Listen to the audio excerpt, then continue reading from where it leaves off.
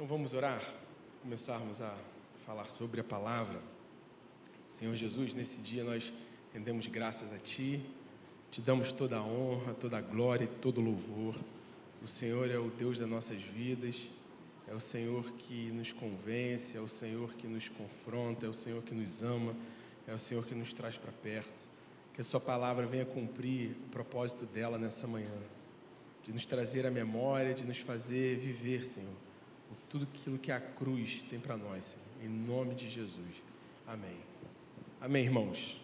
Então hoje nós vamos falar sobre o evento mais importante da história, a crucificação e a ressurreição de Cristo.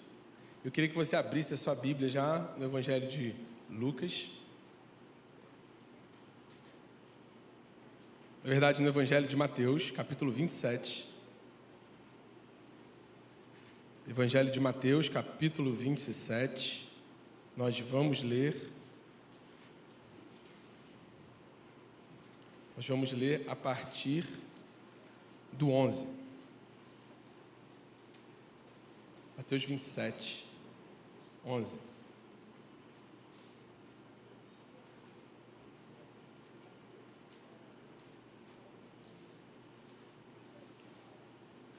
Aqui Jesus já tinha passado pelo Getsêmani, já tinha clamado aos seus discípulos para que eles vigiassem com ele em oração, por tudo aquilo que ele estava logo ali na frente para ele passar. Não a cruz propriamente dita, porque Jesus não estava com medo nem receoso da cruz, do sofrimento na carne em si, do prego, da coroa de espinhos. Não era isso que deixou Jesus na sua humanidade ali tão aflito, tão angustiado a ponto de suar sangue. Não foi de fato o sofrimento carnal na cruz, mas foi a separação dele com o Pai. Porque naquele momento em que Jesus estava na cruz e que veio sobre ele todo o pecado da humanidade, isso sim fez o Pai virar o rosto dele, porque ele estava ali naquele momento sorvendo a ira de Deus. Ele, o próprio Deus, o Filho amado perfeito, agora estava longe da glória e sorvendo toda a ira do Pai. Então isso fez Jesus ficar aflito e angustiado de alma na sua humanidade, não o sofrimento na cruz em si.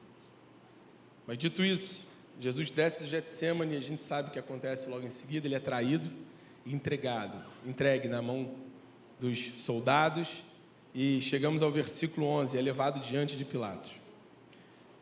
Jesus estava em pé diante do governador e este o interrogou dizendo: "Você é o rei dos judeus?" Jesus respondeu: "O Senhor está dizendo isso." E sendo acusado pelos principais sacerdotes e pelos anciãos, Jesus nada respondeu. Isaías capítulo 53. E foi levado como ovelha ao matadouro. Como ovelha muda diante de seus tosqueadores, não abriu a boca. Então Pilatos perguntou: "Não está ouvindo quantas acusações fazem contra você?" Mas Jesus não respondeu nenhuma palavra, a ponto de o governador ficar muito admirado. Ora, por ocasião da festa, o governador costumava soltar ao povo um preso, conforme eles quisessem. Naquela ocasião, eles tinham um preso muito conhecido chamado Barrabás. Estando, pois, o povo reunido, Pilatos lhes perguntou: "Quem vocês querem que eu solte? Barrabás ou Jesus, chamado Cristo?" Porque ele sabia que era por inveja que eles tinham entregado Jesus.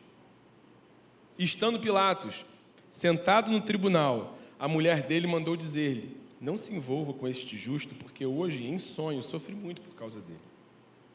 Mas os principais sacerdotes e os anciãos persuadiam o povo a que pedisse Barrabás e condenasse Jesus à morte. De novo o governador perguntou: "Qual dos dois vocês querem que eu solte?" E eles responderam: "Barrabás." Pilatos lhes perguntou: "Que farei então com Jesus chamado Cristo?" Todos responderam: "Que seja crucificado." Pilatos continuou: "Que mal ele fez?" Porém, eles gritavam cada vez mais: "Que seja crucificado." Vendo Pilatos que nada conseguia e que, ao contrário, o tumulto aumentava, mandou trazer água e lavou as mãos diante do povo, dizendo: estou inocente do sangue deste homem. Fique o caso com vocês. E o povo todo respondeu: que o sangue dele caia sobre nós e sobre os nossos filhos. Então Pilatos lhes soltou Barrabás.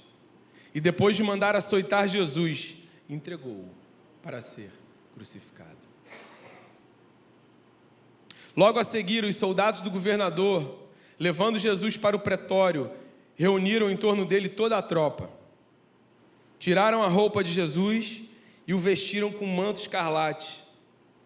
E tecendo uma coroa de espinhos, a puseram na cabeça dele e colocaram um caniço em sua mão direita.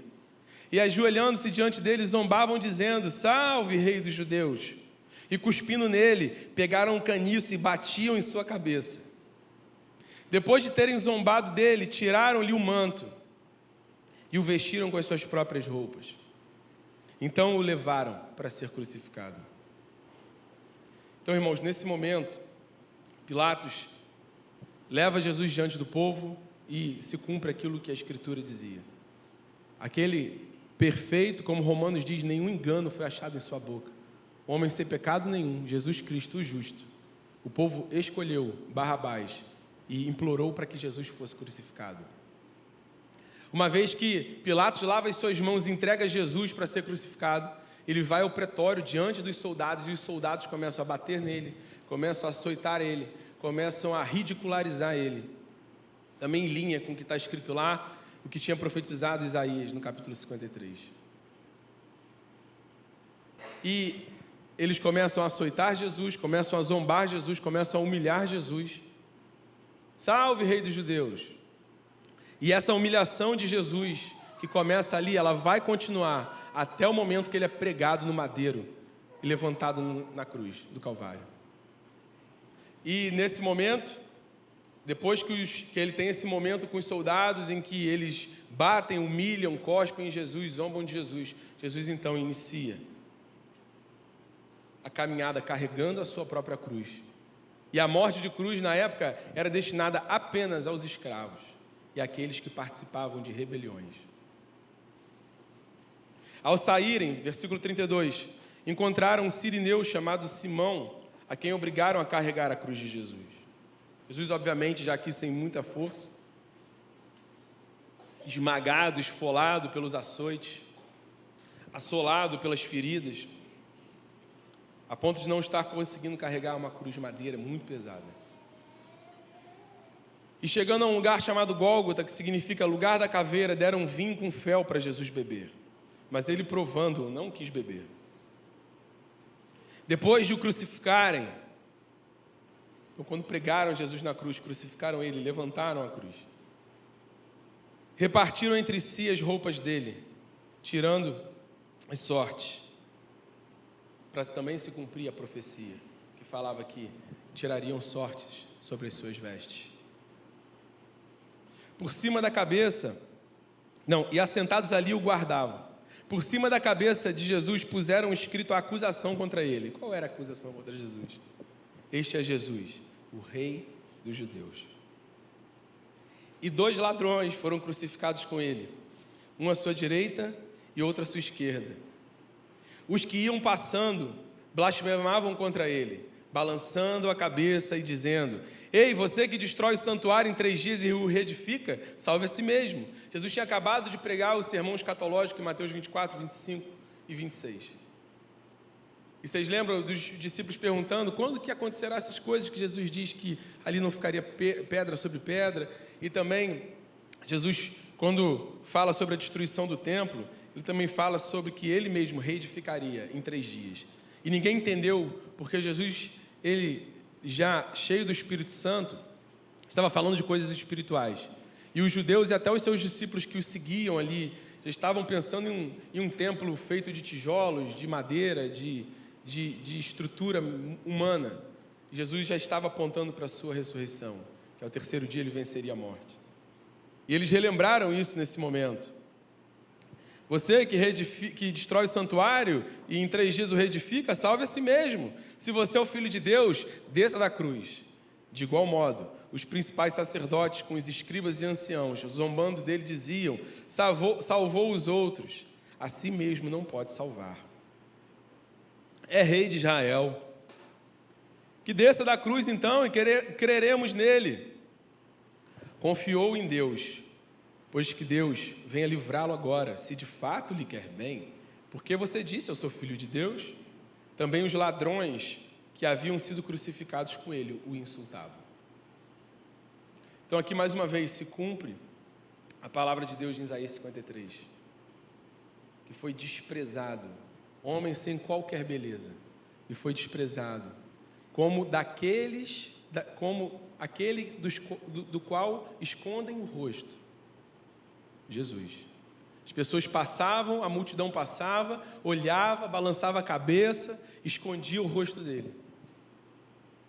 Versículo 45, a partir do meio-dia, houve trevas sobre toda a terra, até as 3 horas da tarde. Por volta de 3 horas da tarde, Jesus clamou em alta voz, dizendo: Eli, Eli, lama sabactani. Isso quer dizer: Deus meu, por que me desamparaste? Alguns dos que estavam ali ouvindo isso diziam: ele chama por Elias. E logo um deles correu a buscar uma esponja e, já tendo-a embebido em vinagre e colocado na ponta de um caniço, deu-lhe de beber. Os outros, porém, diziam: espere, vejamos se Elias vem salvá-lo. E Jesus, clamando outra vez em alta voz, entregou o Espírito. E eis que o véu do santuário se rasgou em 2 partes, do alto a baixo, e a terra tremeu, e as rochas se partiram, os túmulos se abriram, e muitos corpos dos santos já falecidos ressuscitaram, e saindo dos túmulos depois da ressurreição de Jesus, entraram na cidade santa, e apareceram a muitos. O centurião e os que com ele aguardavam Jesus, vendo o terremoto e tudo o que se passava, ficaram possuídos de grande temor e disseram: verdadeiramente, este era o Filho de Deus. Até aqui.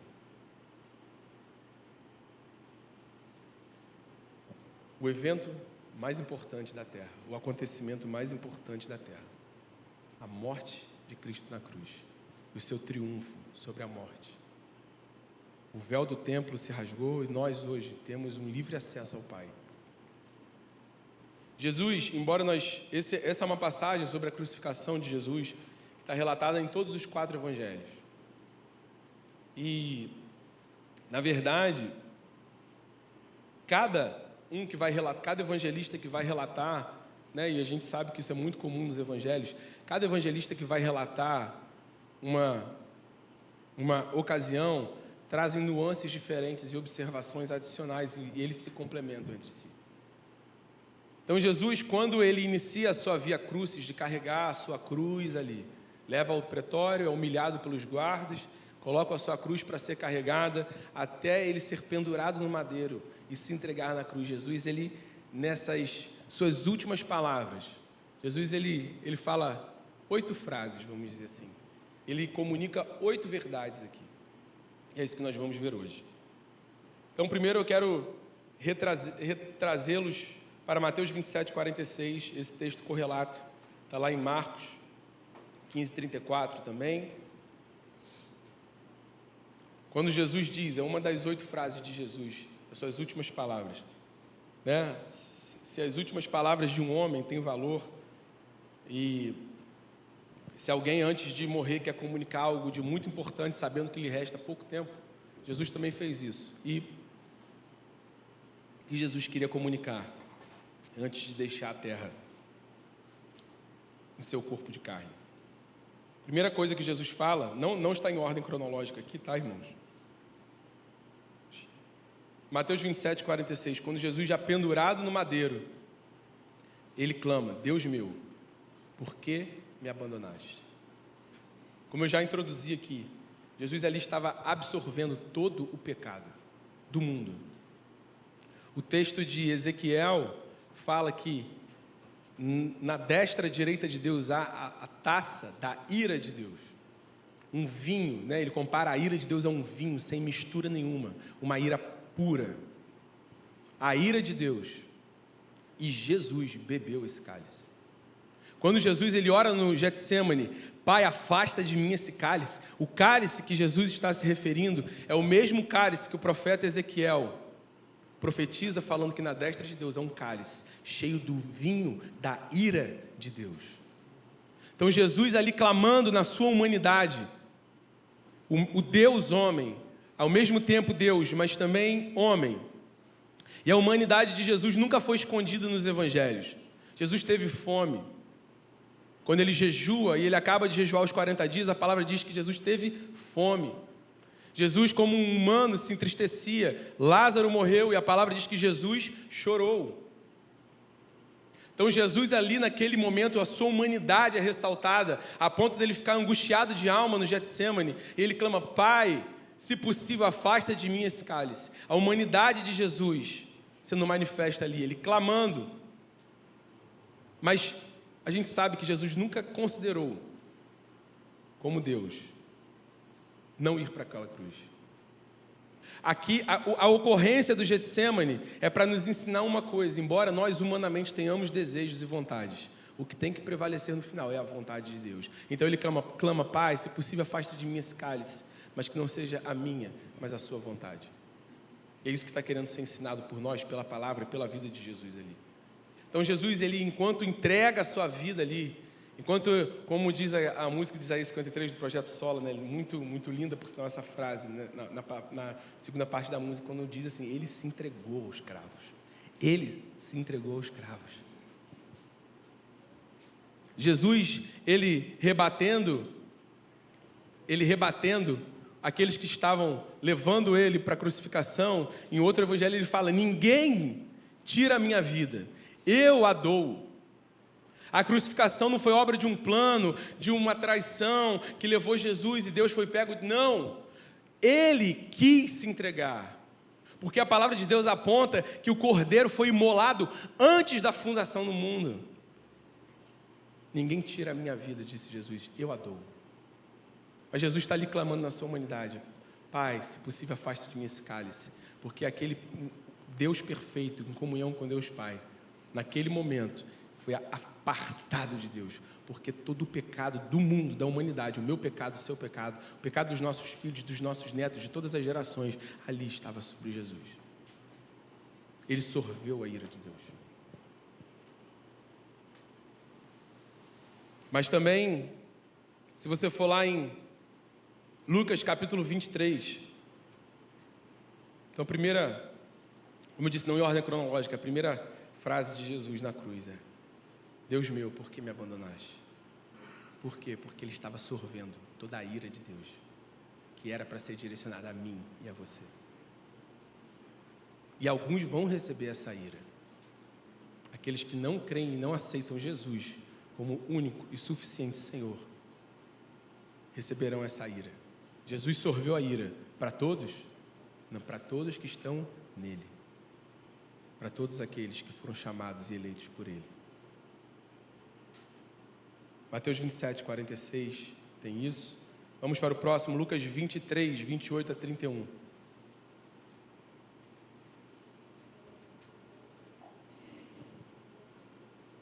Lucas 23, 28 a 31. Jesus, quando está na Via Crucis carregando a sua cruz, a multidão está o acompanhando, mas junto com a multidão, ali no molo da multidão, tinham os seus seguidores e tinham principalmente quem estava próximo a Jesus, as mulheres e João. Enquanto as mulheres começaram a lamentar, estavam ali chorando, Jesus dá essa resposta sobre aquela situação. Porém, Jesus, voltando-se para elas, disse: Filhas de Jerusalém, não chorem por mim, chorem antes por vocês mesmas e por seus filhos. 29. Porque virão dias em que se dirá: bem-aventuradas as estéreis que não geraram nem amamentaram. Nesses dias dirão os montes: caiam em cima de nós, e as colinas cubram-nos. Aí vem o 31. Porque se isso é feito com a madeira verde, o que será da madeira seca? Jesus, em outras palavras ali, está fazendo uma comparação, né, uma metáfora ali em relação às madeiras, a condição, a característica das madeiras. Se isso é feito a mim, que sou a madeira verde, a madeira nova, pura, sem defeito, sem pecado, quanto mais quanto a madeira seca, aquela que já morreu, aquela que está cheia de pecados. Jesus comunica isso para a multidão que o está seguindo, comunica especialmente ali aos judeus: se eu sem pecado estou recebendo isso do Pai, quanto mais aqueles que não creem em mim, que irão receber. Se Deus não poupou o seu próprio Filho, quanto mais aqueles que até o último dia não aceitaram e não receberam Ele como Senhor e Salvador. Mas terceira frase que Jesus fala, lá em Mateus 27, 44, também lá em... Não, é isso. Desculpa, na verdade, lá em Lucas 23, 43. Lucas 23, 43. Para aquele... Vamos ler um pouquinho, antes do 40 ao 43, de Lucas. Jesus está ali no meio dos crucificados, junto com os dois malfeitores. Nós lemos aqui em Mateus 27, 44, que os dois zombavam dele. Também os ladrões que haviam sido crucificados com ele o insultavam. Mas algo aconteceu que levou um deles dois a reconhecer. Isso é muito lindo, essa figura aqui, que simboliza a humanidade. Dois homens. Os dois, entendam, zombavam de Jesus, ou seja, os dois rejeitavam a Jesus. Um depois reconhece, o outro não. E, irmãos, no último dia, só há esses dois tipos de pessoa na humanidade. Ou aqueles que, como aquele ladrão, continuam rejeitando Jesus, ou aqueles que aceitam de fato Jesus como Salvador. Mas olha em Lucas 23, do 40 ao 43. Então a gente tem isso, que os dois que haviam sido crucificados com ele o insultavam, mas alguma coisa acontece. Naqueles acontecimentos que vão se desenrolando, um deles percebe.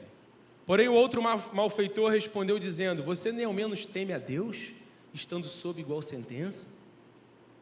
A nossa punição é justa, porque estamos recebendo o castigo que os nossos atos merecem. Mas este homem não fez mal algum. E acrescentou: Jesus, lembre-se de mim quando você vier no seu reino. E Jesus respondeu: em verdade lhe digo que hoje mesmo você estará comigo no paraíso. Hoje mesmo. Essa é a terceira frase de Jesus. Hoje mesmo você estará comigo no paraíso, mostrando que a partir do momento que há um arrependimento genuíno, você está salvo.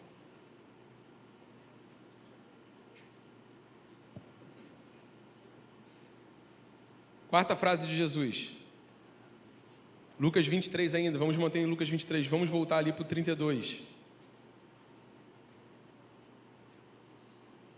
Jesus sendo massacrado, amassado ali na cruz.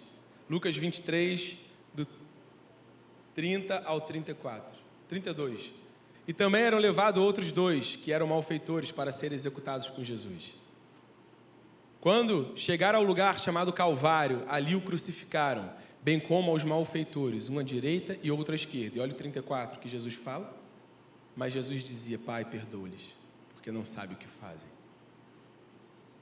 Pai, quarta frase de Jesus na crucificação: Pai, perdoa-os, porque eles não sabem. Perdoa-lhes, porque eles não sabem o que fazem. Jesus cumprindo uma das funções do seu sacerdócio, que é ser intercessor.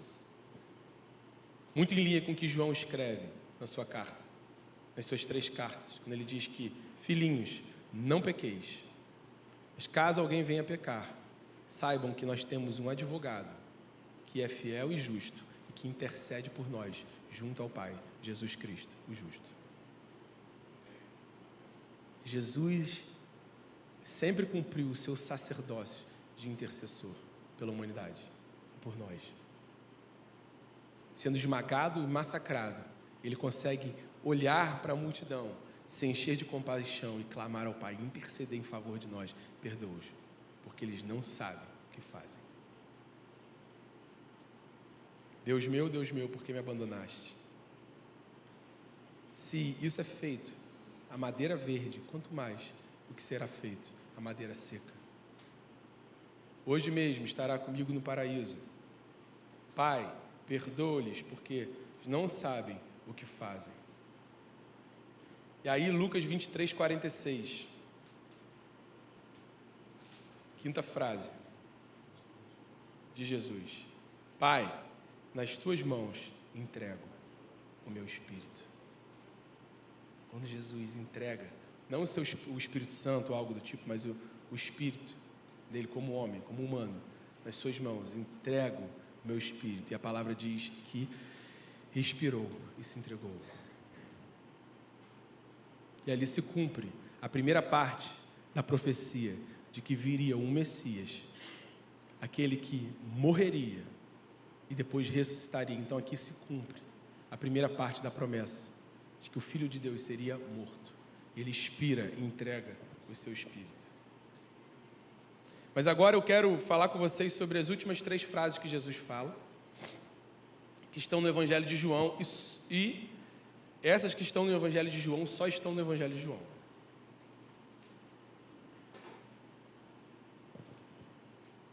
E vocês podem perceber que todas essas frases de Jesus agora, essas 3 palavras de Jesus, enquanto eu estava meditando essa semana, nesse trecho do Evangelho de João, consegui perceber isso. Acho que todo mundo aqui sabe que todos se dispersaram quando Jesus foi preso, os discípulos se dispersaram, Pedro nega Jesus 3 vezes, os discípulos se dispersaram e ficaram de longe. O único discípulo que foi até os pés da cruz foi João. E o texto bíblico relata isso. Então, quem estava ali aos pés da cruz, quem chegou mais perto de Jesus no momento do seu sofrimento e da cruz? As mulheres, a sua mãe e as outras mulheres que andavam com Jesus e João. Os outros estavam dispersos, os outros estavam olhando de longe. Então, João conseguiu captar algumas palavras de Jesus que saíram da boca de Jesus, que só João captou, por estar tão próximo dos pés da cruz. E essas palavras que João capta já foram de fato as últimas palavras de Jesus no seu momento de já estar ali agonizando. Então ali, a crucificação, irmãos, era um processo que demorava horas, o martírio e o sofrimento. Jesus nesse momento já humanamente agonizando, já não tinha forças para falar. Então João, por estar tão perto aos pés da cruz, ele conseguiu ouvir quase como esses sussurros de Jesus. Por isso que só no Evangelho de João há esses relatos. João 19, 26. A gente vai ler o 26, depois o 28, depois o 30. Jesus olha para as mulheres, dentre elas sua mãe e João. E ele olha e diz: muito provavelmente a essa altura Maria já estava viúva. E a gente sabe qual era a condição de uma viúva na época.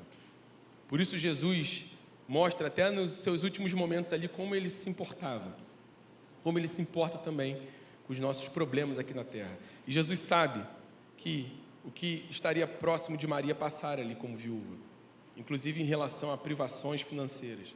Então Jesus olha para Maria, olha para João, que estava ali do lado, e diz: mulher, vendo a sua mãe junto dela, o discípulo amado disse: mulher, eis aí o seu filho.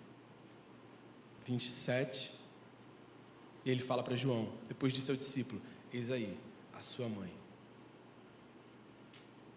Dessa hora em diante, o discípulo a tomou e a levou para casa. Então, a partir daquele momento, João foi incumbido da responsabilidade de cuidar da mãe de Jesus, de Maria.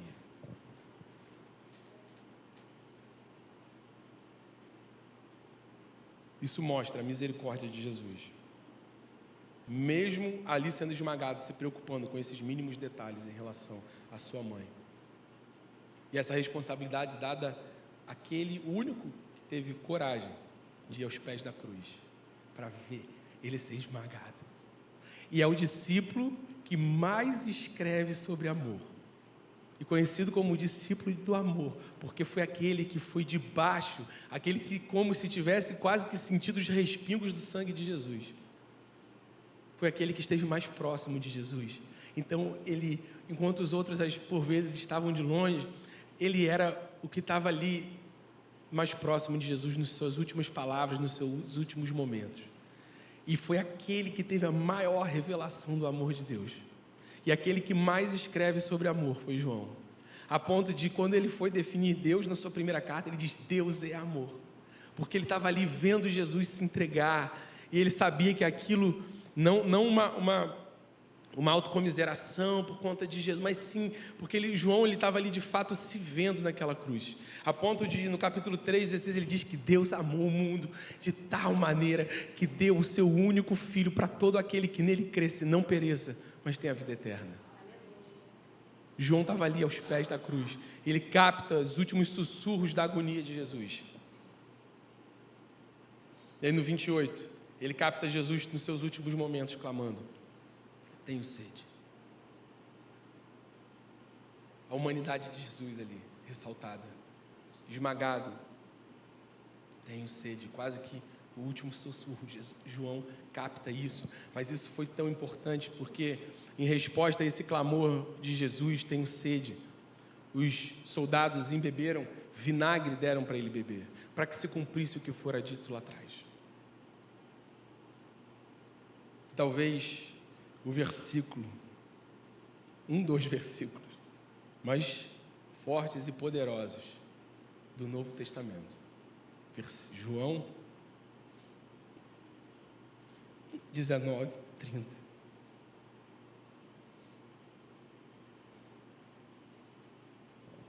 Quando Jesus tomou o vinagre, disse: está consumado. Está consumado. Está consumado. E esse consumado não diz respeito a uma obra, uma missão que ele tinha só de morrer na cruz, é algo muito mais profundo. Porque vocês sabem que o Novo Testamento foi escrito no grego. E João, quando usa esse trecho, está consumado, ele usa um termo em grego chamado tetelestai, que tem a ver com uma dívida, tem a ver com uma dívida impagável. Então, tetelestai, quando ele escreve tetelestai, significa está pago, está liquidado, não há mais dívida. Isso é muito mais profundo do que apenas eu cumprir uma missão, mas é algo muito maior. A dívida foi paga. A dívida que nem eu, nem você, nem homem nenhum consegue pagar diante de Deus, foi paga por Jesus. Jesus, nesse momento, quando ele fala isso, tetelestai, está pago, está quitada a dívida, está consumado. Jesus ali, nesse momento, ele se torna a propiciação pelos nossos pecados. A doutrina da propiciação. Vocês lembram que no tabernáculo, a arca e a tampa da arca era o propiciatório, onde o sumo sacerdote entrava uma vez por ano naquele lugar, e com o sangue dos animais aspergia sobre a arca. E quando aquele sangue tocava o propiciatório, era aquele lugar da arca, ali, naquele momento, naquele segundo, naquela fração de tempo, o pecado era perdoado. Porque precisava do sangue para ter a remissão dos pecados, conforme Levítico capítulo 16. Eu não vou ler para a gente ganhar tempo, mas você anote, depois leia Levítico 16, que falava justamente desse momento, do sangue necessário para perdão dos pecados, porque Deus precisa ser aplacado. A ira de Deus precisa ser aplacada. Porque Deus é um Deus santo, justo e perfeito. E na sua santidade, na sua justiça, não pode haver impunidade para o homem pelo pecado. Deus, como um Deus justo, a única maneira da ira de Deus ser aplacada é se todos nós fôssemos ao inferno. É a única maneira da ira de Deus ser aplacada até Jesus. Era se o homem fosse ao inferno. Que a justiça é um dos atributos de Deus. E a justiça de Deus é tão santa e tão perfeita, que como Deus foi ferido e ofendido no sentido de ser o homem ter desrespeitado, ter descumprido a sua lei, lá no Éden, a única maneira da ira de Deus, como um Deus perfeito e soberano, ser aplacada, era todo mundo ir ao inferno. E aí que vem a doutrina da propiciação. Que alguém, outra pessoa, no caso, o próprio Deus, que aplacou a sua própria ira. Nenhum ser humano seria capaz de apaziguar e de aplacar a ira de um Deus perfeito, santo e justo. Nenhum. E Deus, rico em misericórdia, sabendo disso, Ele sabia que a única maneira da sua ira e dele ser apaziguado seria se Ele mesmo providenciasse um sacrifício perfeito, para que Ele mesmo fosse apaziguado da sua ira perfeita, santa e justa. E essa é a doutrina da propiciação.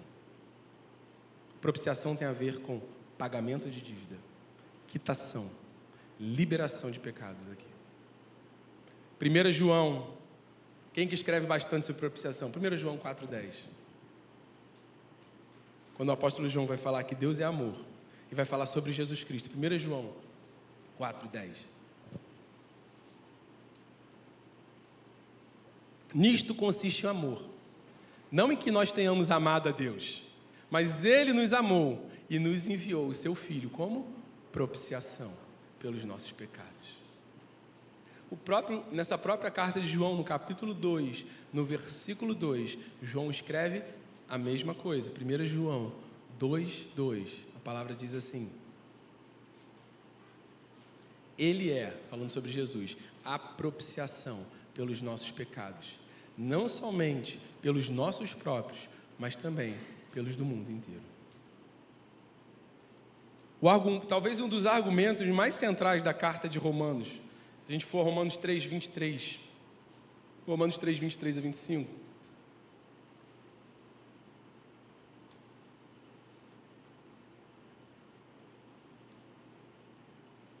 talvez um dos textos mais conhecidos de Romanos, o 23. Pois todos pecaram,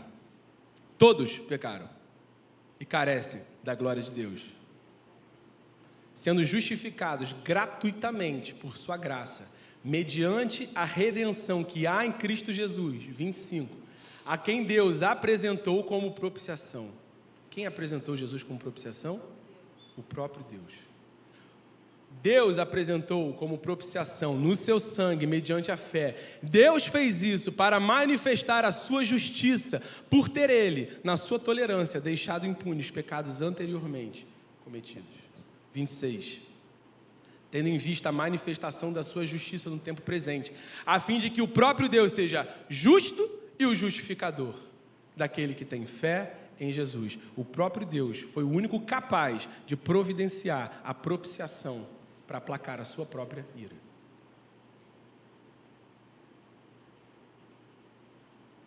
Se a gente for em Hebreus 2:17, a palavra vai mais uma vez apontar para Jesus como nosso propiciador. Por isso mesmo era necessário que em todas as coisas Ele se tornasse semelhante aos irmãos, para ser misericordioso e fiel sumo sacerdote nas coisas referentes a Deus e para fazer a propiciação pelos pecados do povo. Muito em linha com que a palavra de Deus, que o apóstolo Paulo escreve lá em Colossenses capítulo 2, dizendo que Jesus naquela cruz rasgou o escrito da dívida. Jesus anulou em seu corpo o escrito da dívida. Tetelestai, está pago.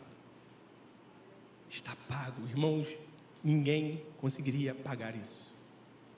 Mas Jesus pagou a maior dívida que eu tinha, que você tinha.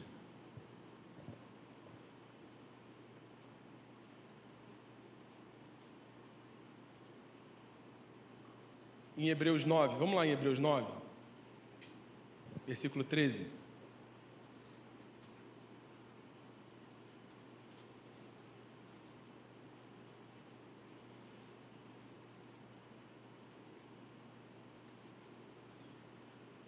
Vou ler alguns do 3 em diante.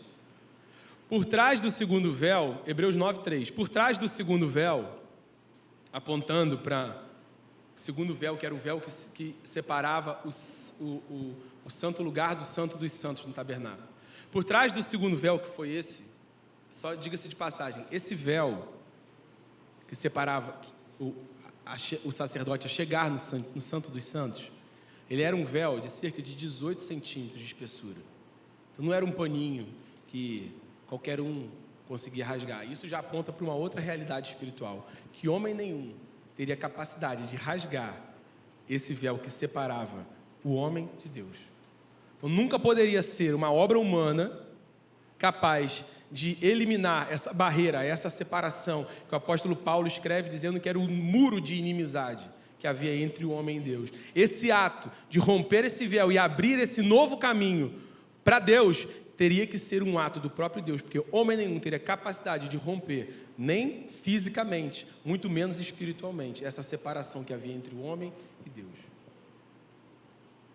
Por trás do segundo véu se encontrava o tabernáculo, que se chama Santo dos Santos. Então foi esse véu que no reino espiritual foi rasgado, e a palavra diz que ele foi rasgado de qual maneira? A gente acabou de ler, de cima a baixo, mostrando mais uma vez que é uma obra que vem de cima para baixo, de Deus para o homem. Jesus disse, não foi vocês que me escolheram, mas eu que escolhi a vós. A salvação, ela num primeiro ato, ela é uma obra de Deus para com o homem. Versículo 7 de Hebreus 9. Mas no segundo, nessa segunda parte, no Santo dos Santos, o sumo sacerdote entra sozinho uma vez por ano, não sem sangue, que oferece por si e pelos pecados de ignorância do povo.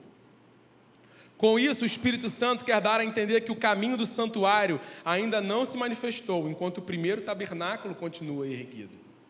Essa é uma parábola para a época presente, na qual se oferecem dons e sacrifícios, embora estes, no quais diz respeito à consciência, sejam ineficazes para aperfeiçoar aquele que presta culto, pois não passam de ordenanças da carne, baseadas somente em comidas, bebidas e diversas cerimônias de purificação, impostas até o tempo oportuno de reforma. Então não é por obra nenhuma, não é por fazer isso ou aquilo que um homem consegue entrar nesse lugar, romper essa barreira e ser aceito por Deus. Aí vem o versículo 11 de Hebreus 9. Quando, porém, Cristo veio como sumo sacerdote dos bens já realizados, mediante o maior e mais perfeito tabernáculo, não feito por mãos humanas, quer dizer, não desta criação, e não pelo sangue de bodes e de bezerros, mas pelo seu próprio sangue, ele entrou no santuário de uma vez por todas e obteve uma eterna redenção. Portanto, se o sangue de bodes e de touros e a cinza de uma novilha, aspergidos sobre os contaminados, os santificam quanto à purificação da carne, muito mais o sangue de Cristo, que pelo Espírito eterno a si mesmo se ofereceu sem mácula a Deus, purificará a nossa consciência de obras mortas para servirmos ao Deus vivo. E no próprio texto de Hebreus vai falar que Jesus entrou, a gente leu aqui, de uma vez por todas. Ele vai complementar lá embaixo. Sendo assim, não é necessário que ano após ano fique apresentando sacrifícios, porque o sacrifício dele foi vicário, foi suficiente, foi de uma vez por todas, foi a nova e perfeita aliança. Por isso que é a nova aliança, não é só nova, é a nova e perfeita, não precisa de outra.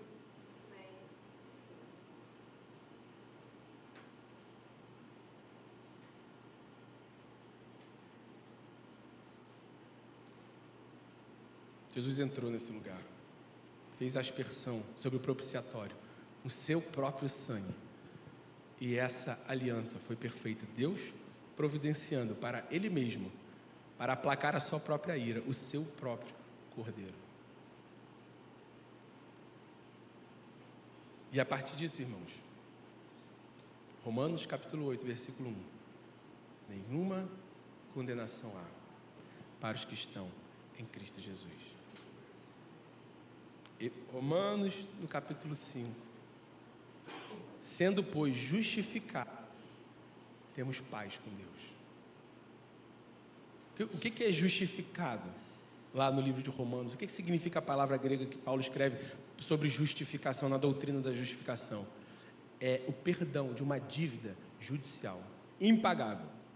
Uma vez que nós fomos justificados, essa dívida foi perdoada pelo sangue de Jesus, nós temos paz com Deus. A gente gosta e grava e sabe do João 3,16. Porque Deus amou o mundo, que deu o seu único filho. Mas no próprio João, o próprio discípulo do amor, que escreve o 3,16, escreve o 3,36. Que aponta para a realidade de que aquele que tem o filho tem a vida, mas aquele que não tem o filho não tem a vida, e sobre ele repousa a ira de Deus. Jesus fez essa substituição, foi a propiciação pelos nossos pecados. Isso tudo para falar dessa palavra que só João captou: está consumado, está pago. E nenhuma condenação há para aqueles que estão em Cristo Jesus. Mas, já caminhando para o final, após a morte de Jesus na cruz,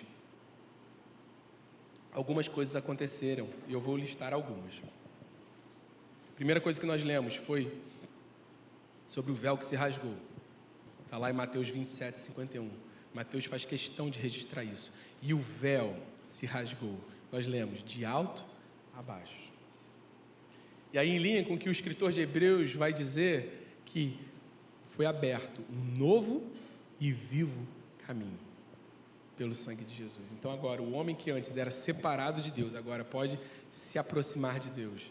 E o autor de Hebreus ainda escreve dizendo que nós nos aproximemos do trono da graça com confiança. Outra coisa que acontece após a morte de Jesus: a terra tremeu e as rochas se partiram. Nós vimos lá em Mateus 27, 51. A glória de Deus foi tão grande naquele momento. Cumprimento de muitas profecias ao mesmo tempo aqui. Houve um terremoto sobre a terra. Nós lemos lá em Mateus 27, 51.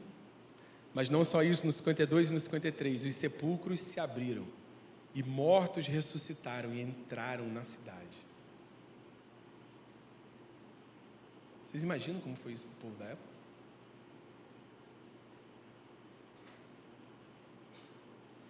A nossa dívida foi outra coisa que acontece no reino espiritual. A nossa dívida foi cancelada. Tetelestai, está pago. Abra lá em Colossenses 2, 14 e 15.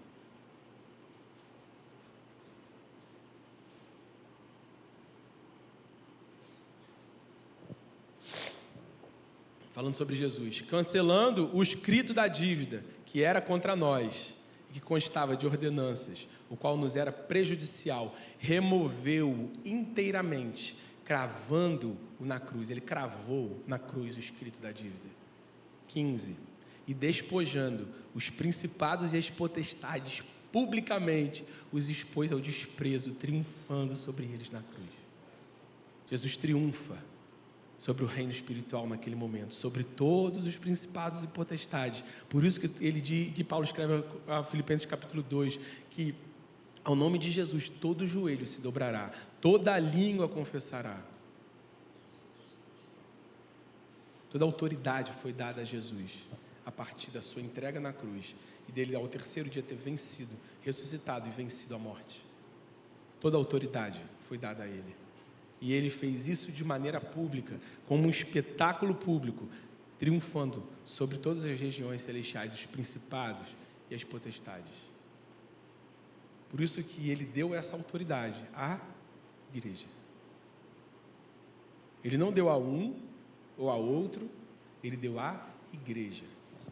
Por isso que é importante nós andarmos e vivermos como igreja. Por último, depois que Jesus morre, o véu se rasga, a terra treme, os sepulcros se abrem, os mortos ressuscitam, a dívida foi cancelada, um novo e vivo caminho é aberto. Por último, Romanos 6, do 4 ao 6.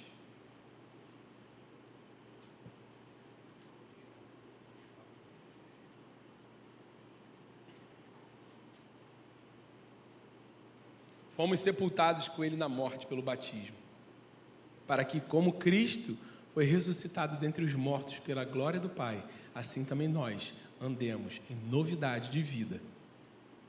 Porque se fomos unidos com Ele na semelhança da sua morte, certamente o seremos também na semelhança da sua ressurreição.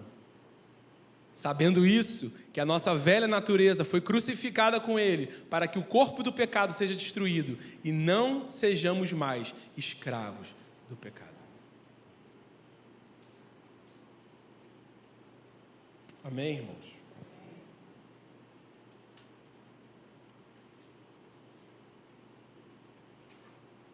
O evento mais importante da Terra, da história da humanidade.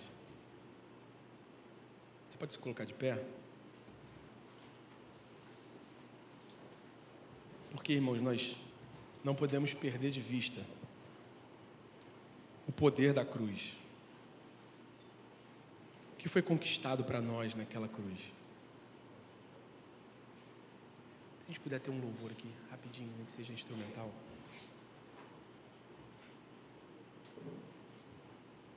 Então, todos de olhos fechados,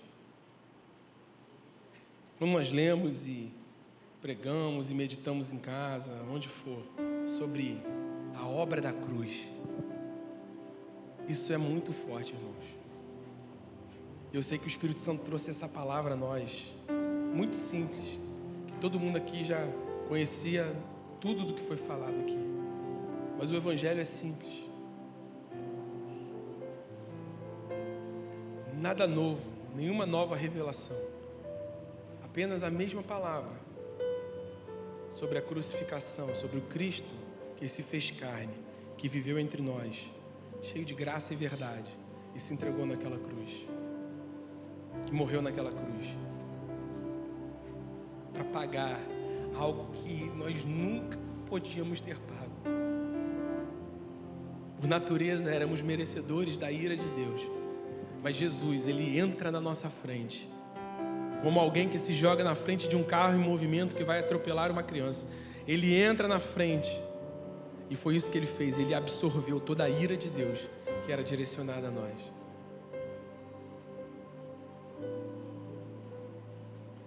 Feche seus olhos e adore a Jesus nesse momento. Comece a agradecer ao Senhor pela cruz. Comece a agradecer a Jesus pela obediência dEle, pela fidelidade dEle, que foi fiel até a morte, e morte de cruz. Nesse momento de adoração e de contemplação a Ele, eu queria perguntar se há alguém aqui que quer entregar a vida a Jesus. Se você entrou aqui hoje, você quer entregar a sua vida a Jesus, a esse Jesus, o único capaz de aplacar a ira de Deus contra mim e contra você. A única maneira da ira de Deus ser aplacada contra mim, contra você, é se nós aceitarmos o sacrifício dele. Aí sim, justificados, pois, temos paz com Deus. Se você entrou aqui, você quer entregar a sua vida não a uma religião, não a uma igreja, não a uma placa, não a um CNPJ, mas entregar a sua vida a Jesus Cristo. Levante sua mão que nós queremos orar com você. Se você quer voltar a Jesus, se você está andando longe dos caminhos dele, você diz, eu quero voltar aos caminhos do Senhor, levante sua mão que nós queremos orar contigo. Amém. Por último, enquanto você está em pé aí, sendo tocado pelo Espírito Santo, eu quero ler um último trecho do sepultamento de Jesus. Agora sobre o sepultamento. Ao cair da tarde, veio um homem rico de Arimateia, chamado José, que era também discípulo de Jesus. Este foi a Pilatos e pediu o corpo de Jesus. Então Pilatos mandou que o corpo lhe fosse entregue. E José, levando o corpo, envolveu-o no lençol limpo de linho e o depositou em seu túmulo novo, que ele tinha mandado abrir na rocha. Rolando uma grande pedra para a entrada do túmulo, foi embora.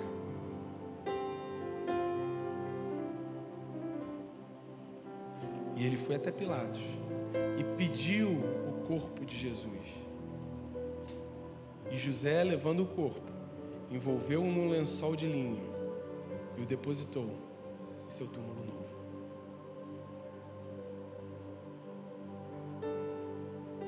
José foi aquele que se importou com o corpo de Jesus. Isso tem um significado espiritual para nós. Como se o Senhor estivesse falando aos nossos corações. Onde estão os Josés que vão se importar com o meu corpo? Quantos estão dispostos hoje, nesse tempo, a dizer: Jesus, eu quero cuidar do seu corpo, que é a igreja. Eu quero me importar, Jesus, com o seu corpo. Assim como José foi e pediu para cuidar do seu corpo, eu quero me importar, Jesus, com o seu corpo, que é a igreja. Quero servir aos meus irmãos e cuidar da tua igreja, Senhor. Que esse clamor venha ao nosso coração. Que esse discernimento venha ao nosso coração. Vamos orar, Senhor Jesus, nós te louvamos. Te agradecemos pela sua palavra simples, mas que é viva e que é eficaz. E que penetra fundo na nossa alma e no nosso espírito. Que não é emocional, mas que gera transformação em nós. Então, Jesus, perdoa os nossos pecados. Limpa os nossos pecados, Senhor. Que o arrependimento genuíno não ande longe de nós, mas que ande perto de nós, Senhor. Traz à memória, Senhor, o poder da cruz. Que a gente possa responder a esse evento, que foi o maior evento da terra, a crucificação. Que a gente se importe com a tua igreja. Que a gente queira, como resultado disso, cuidar da sua igreja, cuidar dos nossos irmãos, uns dos outros. Em nome de Jesus, Senhor. Amém.